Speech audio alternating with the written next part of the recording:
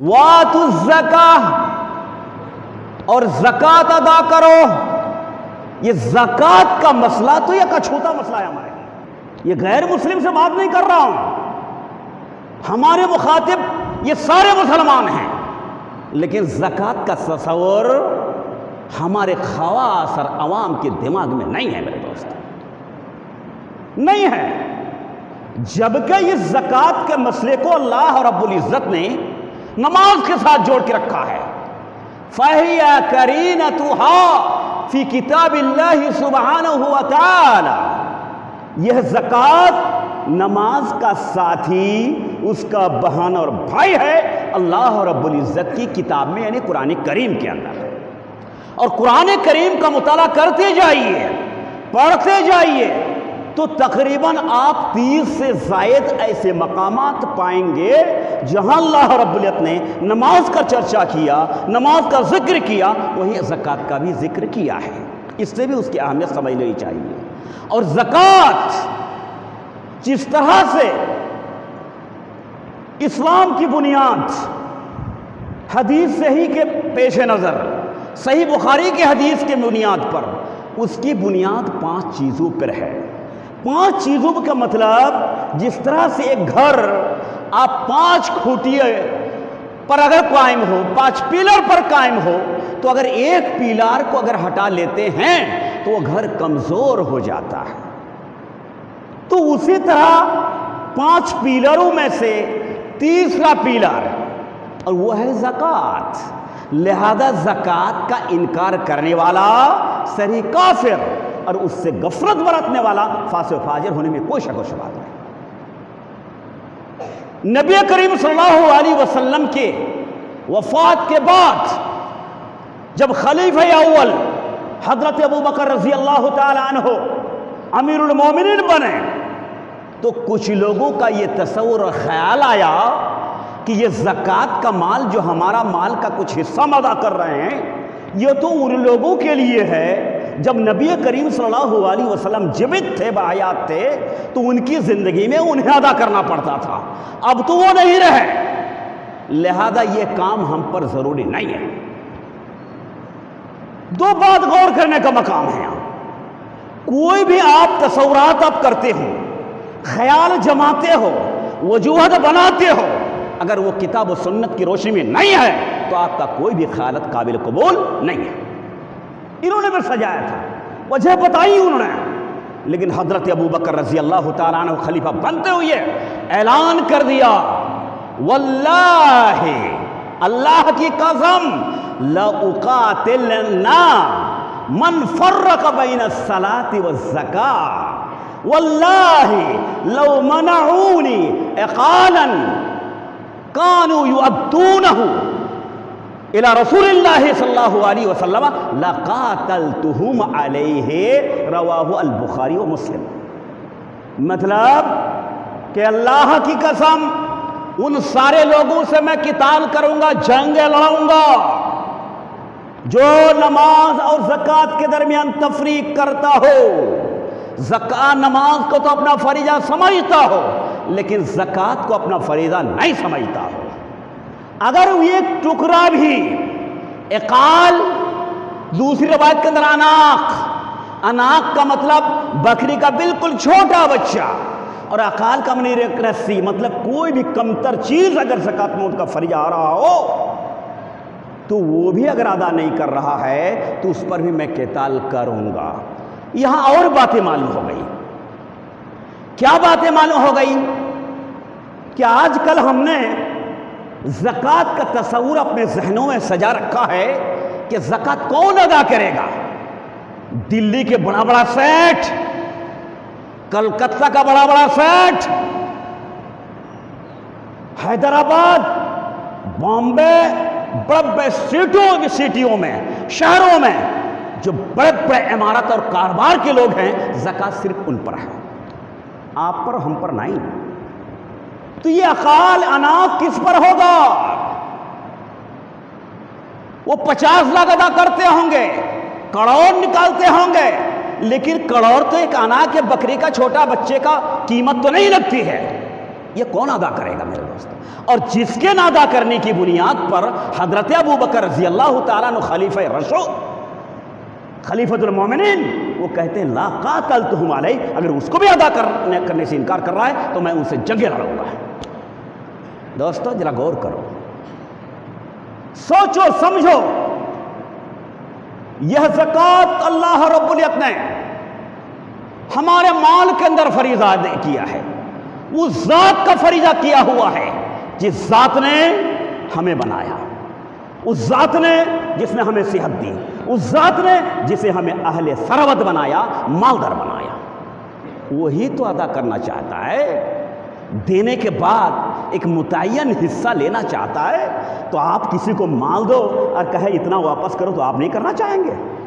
کیا یہی انصاف کا تقاضا ہے؟ اللہ رب العزت اپنے نبی کو فرماتے ہیں خذ من اموالہم صدقۃ تطہرہم وتزکیہم بہا وصل علیہم ان صلاتک سکن لہم۔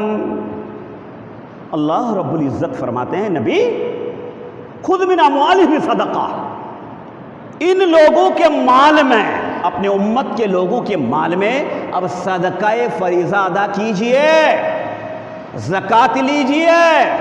خود من اموالہم صدقۃ، کیوں؟ تطہرہم بہا، آپ ان کے نفس کو بخل سے پاک کریں گے، اس کے ذریعے سے ان کے مال کو پاک کریں گے، اس کے ذریعے سے۔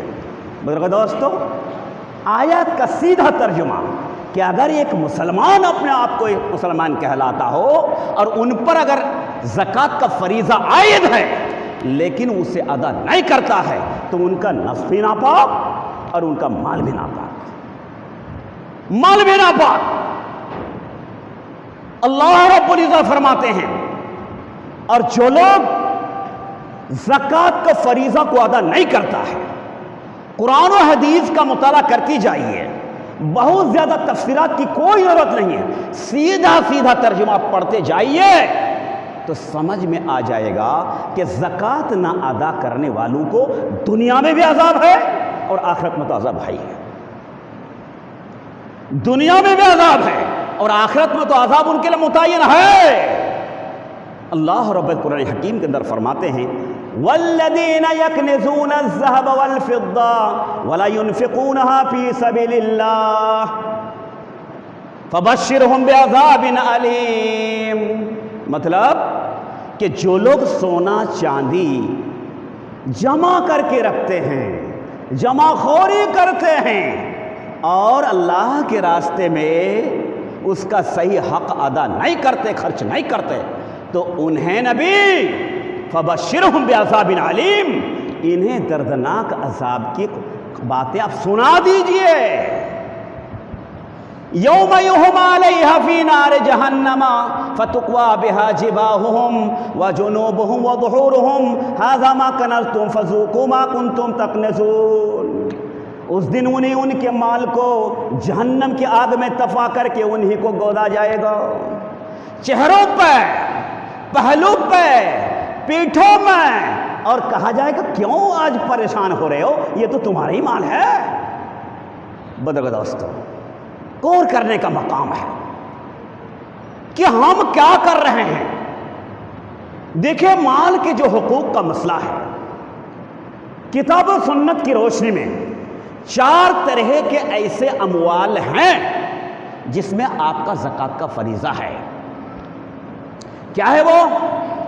نمبر 1، آپ کے پاس سونا ہے، چاندی ہے اور اسی کے بدیل اس کی قیمت موجود ہے آپ کے پاس، روپے پیسے ہیں آپ کے پاس، تو اس پہ بھی پورا سال گزر جانے پر اس کا ایک متعین حصہ نصاب پہنچنے پر آپ پر فریضہ عائد ہے۔ کتنا؟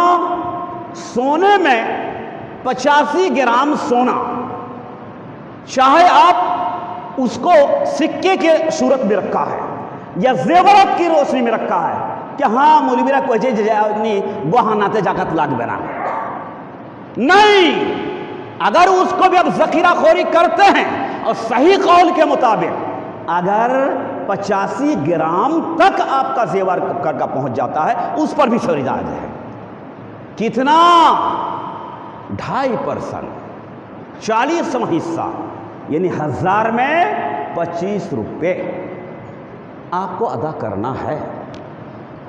اور چاندی 600 گرام، اس پہ بھی 2.5%، قیمت لگاؤ 1000 میں 25، یا پھر اس کے برابر اتنے پیسے آپ کے پاس جمع رہ گئے پورا سال کہ جو 600 گرام چاندی کے برابر ہو سکتا ہے. صحیح راستے کی ملائم. تو 600 گرام چاندی کی قیمت کتنی ہے؟ آج کے مارکیٹ میں بھی زیادہ سے زیادہ 24,000 25,000. تو 24,000 چاہے 25,000 روپے اگر پورا سال آپ کے پاس رہ جاتا ہو تو آپ پر ایک فریضہ عائد ہو جاتا ہے کہ آپ اس کا 2.5% یا 1000 میں 25 روپے نکالیں. کون ایسے وقتی ہے؟ کون ایسا گھر ہے؟ بہت ہی کم لوگ ایسے بچیں گے جن کے پر زکوٰۃ واجب نہیں ہے میرے دوست. یہ کوئی ضروری نہیں ہے کہ آپ کا 10,000 روپیہ ہوں. 10 روپیہ تو ہو سکتا ہے، 25 روپیہ تو ہو سکتا ہے. اس کو بھی ادا اگر نہیں کرتے ہیں تو آپ کا پورا مال ناپاک ہوتا ہے. اللہ رب القرآن حکیم کے اندر فرماتے ہیں وَلَا يَحْسَبَنَّ الَّذِينَ يَبْخَلُونَ بِمَا آتَاهُمُ اللَّهُ مِنْ فَضْلِهِ هُوَ خَيْرًا لَهُمْ بَلْ هُوَ شَرٌّ لَهُمْ سَيُطَوَّقُونَ مَا بَخِلُوا بِهِ يَوْمَ الْقِيَامَةِ. مطلب وہ لوگ جو اپنے مال میں بخالت کرتے ہیں، سوچتے ہیں کہ میں اگر مال کا یہ فلاں حصہ 20 کوئنٹل مکئی میرے پاس ہو گیا ہے، 1 کوئنٹل نکال دوں گا تو میرا 19 بن جائے گا، بڑا گھٹ گیا، اور میں نے تو 200 بوری 400 بوری کا مالک ہوں، بہت نکل جائے گا. ارے بہت اگر مان لیے تمہارا 4 کوئنٹل نکلا تو 4 کو اور 19 گنا دے کر کے تمہارا اللہ رب نے کتنا دیا تم نے غور نہیں کیا. اللہ رب العزت فرماتے ہیں وَلَا يَحْسَبَنَّ الَّذِينَ بَخِلُوا يَبْخَلُونَ بِمَا آتَاهُمُ اللَّهُ. جس کو اللہ رب العزت نے مال دیا ہے وہ بخالت کرنے والے یہ گمان نہ کرے کہ یہ ان کے لیے بہتر ہوا کہ زکوٰۃ کو چھپا لیا، اس کو چھپا لیا اس نے. بل ہوا شر لہم، بلکہ ان کے لیے بڑا برا ہے، بڑا برا ہے. برا دنیا میں بھی ہے اور برا آخرت میں بھی ہے. کل قیامت کے دن جو مال تم ٹریکٹر پہ لوڈ کر رہے ہو نا مزدور کے ذریعے سے، قیامت کے دن اللہ لگا کہ 400 بوری 1000 بوری اپنے سر میں اٹھا کے قیامت کے اندر لے آؤ، ڈرے رہو تم. کس دن؟ اس محشر کے دن جس کا ایک دن صحیح بخاری کی حدیث دنیا کے 50,000 سال کے برابر ایک دن ہوگا. ڈرے رہو، لوگ پریشان ہوں گے. یہ سورج لاکھوں میل دور ہونے کے باوجود آپ برقرار نہیں رہ سکتے. جب اس کی تپش آتی ہے وہ تو آپ کے بالکل سر پہ آ جائے گا، اور اس دن کوئی سایہ آپ کو نہیں ملے گا. کہاں سایہ ملے گا؟ مسند احمد کی حدیث ظل المؤمن یوم القیامت صدقتہ، مومن کا سایہ قیامت کے دن ان کا صدقہ ہوگا. وہی چھتری بن کے، وہی گھر بن کر کے، وہی چھت بن کر کے تمہارا کھڑا ہوگا. انتظام کیا، انتظام کیا، انتظام کیا نہیں میرے دوست. اور بخاری کی حدیث سنو، سبعۃ یظلھم اللہ یوم لا ظل الا ظلہ. کیا ترجمہ؟ 7 قسم کے لوگ ایسے ہوں گے وہ اللہ رب العزت کے عرش کے نیچے اس دن اپنا سایہ لے گا. 7 قسم کے لوگ. کس دن؟ یوم لا ظل الا ظلہ، جس دن اس کے سایہ کے سوا کوئی دوسرا سایہ اس دن نہیں ہوگا. سیدھا آیا یہ دھوپ کی تپش اور گرمی، اس کا عذاب سیدھا پڑے گا، سایہ اس کے سوا نہیں ملے گا میرے دوستو. اور ان 7 لوگوں میں کون ایک؟ رجل تصدق بصدقۃ فاخفاها حتى لا تعلم شماله ما انفقت يمينه. اور ان میں سے ایک وہ آدمی جس نے صدقہ کیا اس پر اس نے کوئی احسان نہیں جتایا، خوب چرچا نہیں کیا، میں تو اتنا بانٹ دیا، میں تو اتنا بانٹ دیا، ڈیلی فقیر کو دے دیا، گاؤں کے سرل پر دھون دیا۔ واہ ماشاءاللہ، شاید 10 کلو نکالا نہیں ہوگا، اور ڈھنڈورا بہت پیٹ رہے ہو آپ۔ نہیں نہیں نہیں نہیں، صحیح حدیث میں نبی کریم صلی اللہ علیہ وسلم فرماتے ہیں کہ اس نے دایاں ہاتھ میں خرچ کیا تو بایاں ہاتھ کو معلوم نہیں، اور آپ تو اشتہار قائم کر رہے ہیں، وہ بھی 10 کلو جبکہ پورا حق ادا کیا ہی نہیں۔ مدر دوستو، جہاں تک آپ کے کھیتی کا مسئلہ ہے، کھیتی کا مسئلہ دیگر مسئلے سے، سونا چاندی روپیہ پیسہ سے الگ ہے۔ کاروبار کا مطلب یہ ہے کہ ہم لوگ دکان کرتے ہیں، دکان بھِبھن پرکار کا ہوتا ہے، کوئی مودی خانہ، کوئی پان دکان، کوئی کپڑے کا دکان، اور کسی کا دکان، اور کسی کا، اور کوئی پراپرٹی ڈیلر ہوتا ہے، مطلب زمین کی خرید بکری، گھر کی فکر بری، مویشی کی خرید بکری، یہ سارے کاروبار کرتے ہیں۔ کاروبار کرنے والوں پر معاملہ یہ ہے کہ پورے سال جب پور جائے گا تو پورے پراپرٹی کا حساب لگائیے، کتنا مال پیسہ آپ کے پاس بچا ہوا ہے، اور کتنا آپ کے مویشی ہے، مال کتنا گودام کے اندر ہے، دکان کے اندر ہے، سارا کا حساب لگاؤ، کوانٹٹی کرو، اس کا قیمت لگاؤ۔ لگانے کے بعد اگر 24,000 تک پہنچ جاتا ہے تو آپ 2.5% ادا کرنا آپ پر ضروری اور فرض ہے۔ کبھی سوچا ہم نے؟ غور کیا؟ کون صاحب زکوٰۃ نہیں ہے؟ زکوٰۃ صاحب زکوٰۃ کون نہیں ہے؟ اگر قرآن و حدیث پر عمل کرتے رہو گے تو تمہارے اندر خیر آئے گا، برکت آئے گی، تمہارے سماج کے اندر یہ درند، فقیر، مساکین، یہ محتاج مدارس بلکتے ہوئے نہیں پھریں گے میرے دوست، نہیں پھریں گے۔